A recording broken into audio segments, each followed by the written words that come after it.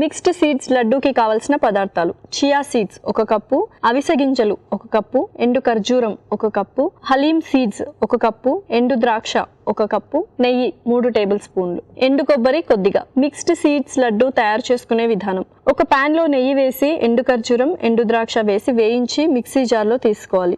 అదే పాన్ లో నెయ్యి వేసి అవిసె గింజలు, చియా సీడ్స్, హలీం సీడ్స్, ఎండు కొబ్బరి తురుము వేసి వేయించి మిక్సీ జార్లో తీసుకొని మిక్సీ పట్టి ఒక బౌల్లో తీసుకోవాలి. దీన్ని కొద్ది కొద్దిగా నెయ్యి వేస్తూ కొంచెం కొంచెం తీసుకొని చేత్తో లడ్డూల్లా చుట్టుకోవాలి. ఆ తర్వాత సర్వింగ్ ప్లేట్లోకి తీసుకొని సర్వ్ చేసుకుంటే tasty mixed seeds laddu ready.